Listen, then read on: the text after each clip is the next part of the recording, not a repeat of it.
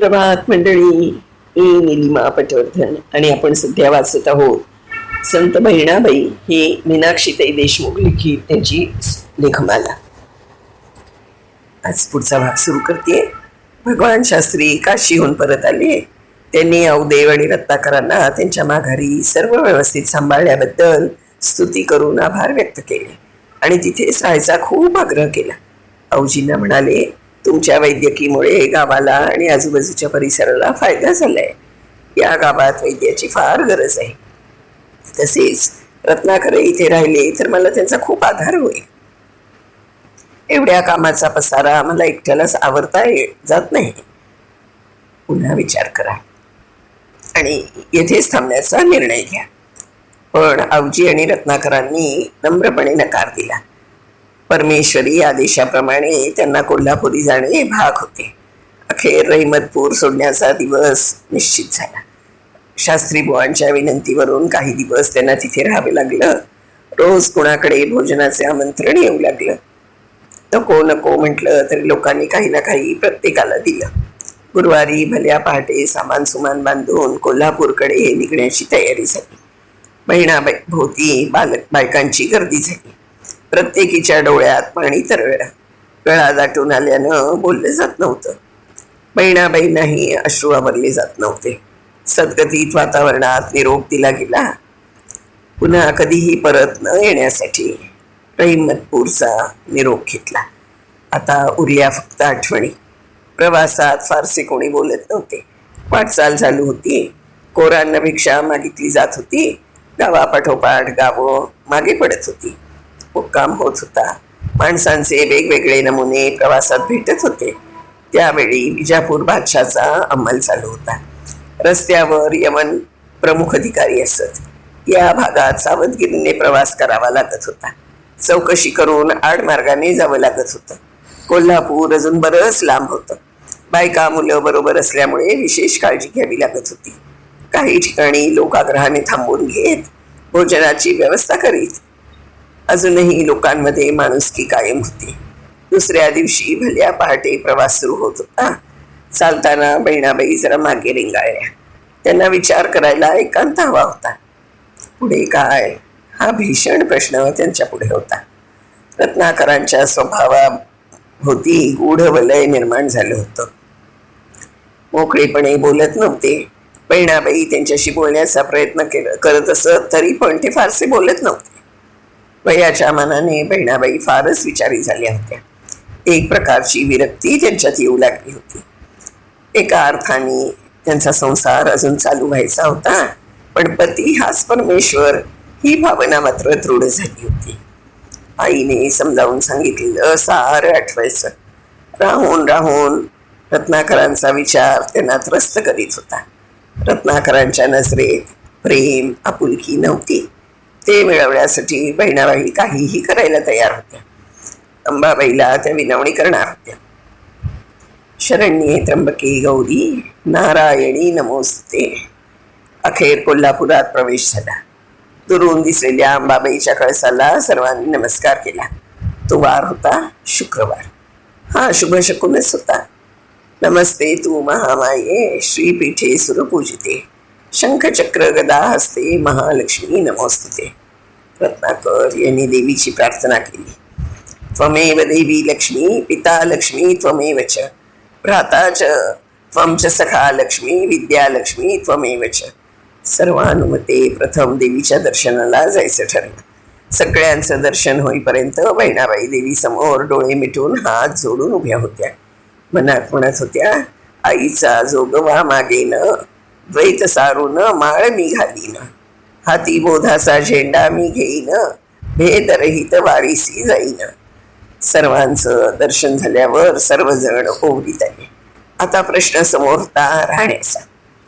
गावाची निवड परमेश्वरी इच्छेनं झाल्यामुळे सर्व व्यवस्थित होईल याची त्यांना खात्री होती. जानकीबाईंसह सर्वांना तिथेच थांबायला सांगून औदेव आणि रत्नाकर जागा शोधण्यासाठी गेले. ते दोघे गेल्यावर बहिणाबाई पुन्हा मंदिरात गेल्या. देवीकडे मनोभावे पाहत पुटपुटल्या, जय जय जगदंबे विश्वकुटुंबिनी मूळ स्फूर्ती प्रणव सापिणी. ब्रह्मानंद पददायिनी चिदा विलासिनी अंबिके येतो. त्यावेळी कोल्हापुरात वेदांचे ब्राह्मण हिरंभट प्रसिद्ध होते. काशीला जाऊन त्यांनी अध्ययन केलं होतं. अग्निहोत्राचं कार्य त्यांच्याकडेच होतं. त्यांचा खूप मोठा वाडा असल्यानं ते वैदिक पाठशाला चालवीत. स्वभावाने प्रेमळ असल्यामुळे समाजाशी त्यांचे संबंध चांगले होते. दुरून दुरून विद्यार्थी येत असत. नेहमीप्रमाणे ते देवीच्या दर्शनाला आले. प्रदक्षिणा घालताना त्यांचं लक्ष या कुटुंबाकडे गेलं. प्रदक्षिणा पूर्ण झाल्यावर ते या कुटुंबाकडे येऊन म्हणाले, इथे तुम्ही नवीन दिसता. माझी काही मदत हवी असेल तर निसंकोच सांगा, अवमान करू नका. मग जानकीबाईंनी त्यांना सारी हकीकत सांगितली. तेवढ्यात औदेव आणि रत्नाकर आले. एकमेकांचा परिचय करून देण्यात आला. हिरंभट म्हणाले, आता काही काळजी करू नका. माझ्या वाड्यात एक मोकळी जागा आहे, तिथे तुमच्या राहण्याची व्यवस्था होईल. तुमच्या या दोन्ही मुलांना माझ्या पाठशाळेत घाला. ते तयार झाले की त्यांनाही कामं मिळतील. माझ्याकडे पुष्कळ कामं असतात, त्यात तुमची मदत होईल. शिवाय नित्यपूजाही तुम्हाला देईल. भाऊजी म्हणाले, फार फार उपकार झाले आमच्यावर. प्रथम भेटीतच आमची सारी सोय केलीत. हिरंभटाबरोबर सर्वजण त्यांच्या घरी आले. त्यांच्या राहण्याची चांगली प्रशस्त एका बाजूने अशी जागा त्यांना दाखवली. त्या दिवशी दुपारचं जेवण हिरंभटांच्या घरीच झालं. उमाबाई ही प्रेमळ वाटल्या. सुरुवात तर चांगली झाली. हळूहळू ओळखी होऊ लागल्या. गोपाळ नावाचा बाळाला तर बहिणाबाईचा लळा लागला. त्याच्यामुळेच त्याच्या आईची पण ओळख झाली. पण रहमतपूरच्या आठवणी विसरल्या जात नव्हत्या. कोल्हापूरच्या पश्चिमेला असलेल्या दाट झाडीत औदेवांना पुष्कळ वनौषधी मिळाल्या. काही दुर्मिळ वनस्पती मिळाल्या. आतापर्यंत त्यांनी आपल्या वैद्यकीबाबत कोणाला सांगितलं नव्हतं, कारण त्यांच्याजवळ पुरेशी औषधी नव्हती. पण आता प्रश्न मिटला. त्यांना खूप साऱ्या वनौषधी मिळाल्या. त्या सर्व जानकीबाई आणि ते वाळत घालत असताना हिरंभट आले. ते सर्व पाहून त्यांनी विचारले, तुम्ही वैद्यकीय करता का? होय. मग सांगितलं नाही? सांगणारच होतो. आता भरपूर वनस्पती मिळाली. कोणाला गरज असेल तर उपाय करता येईल. माझ्यावरच करा. माझा उजवा गुडघा फार दुखतो. औदेवांनी त्यांना घरात बोलावून तपासलं, नाडी पाहिली. त्यांच्याजवळ असलेल्या काही पुड्या तूर्त हिरंभटांना दिल्या. हिरंभट म्हणाले, या भागात कोणी वैद्य नसल्यामुळे लोकांना दूर दूर जावं लागतं. बरं झालं लोकांची सोय झाली. ही वार्ता आता सर्वांना सांगतो. आपण एका चांगल्या माणसाला जागा दिली असं त्यांना समाधान वाटलं. थोडा वेळ गप्पा गोष्टी करून हिरंभट निघून गेले. हिरंभटाच्या वाड्यापुढे गणपतराव आष्टीकरांचा मोठा वाडा होता. साऱ्या कोल्हापुरात त्यांची सावकारी प्रसिद्ध होती. सोन्या चांदीचे दागिने ते तयार करून विकत असत. वाड्यावर नेहमी हत्यारी रामोशांचा पहारा असायचा. त्यांच्या घरी मुलाचं लग्न होतं. विविध कार्य आणि विधींसाठी जानकीबाई आणि बहिणाबाईंना नंदाबाईंनी आमंत्रित केलं. एवढ्या श्रीमंत पण जराही गर्व नाही. त्या म्हणाल्या, आपलेच घर समजून येत जा. बहिणाबाईंना म्हणाल्या, तुला वेगळं सांगण्याची गरज नाही, पण तू केव्हाही कोणताही अनुमान न करता येत जा. मुकुंदाचा लग्न सोहळा 3 दिवस चालू होता. पंक्तीवर पंक्ती उठत होत्या. वधूकडील बाजू ही तशीच सोला मुलाची होती. नवी नवरी गौरी शोभून दिसत होती. मुकुंदाचे वडील गणपतरावही स्वभावाने मनमोकळे होते. त्यांनाही गर्व नव्हता. नंदाताईंनी त्यांच्या आईतमामाला साजेसा हेर आणि फराळ जानकीबाईंकडे पाठवला. बहिणाबाई देवळातून आल्या. त्या आईच्या नावाने ओळखतच. अगं आई, जयराम स्वामी लवकरच इथे येत आहेत. सगळ्या देवळात ही चर्चा सुरू आहे. जानकीबाई म्हणाल्या, बरं झालं बाई, रहमतपूरला जमलं नाही, तो योग इथे आला. येणारच होता, बहिणाबाई म्हणाल्या.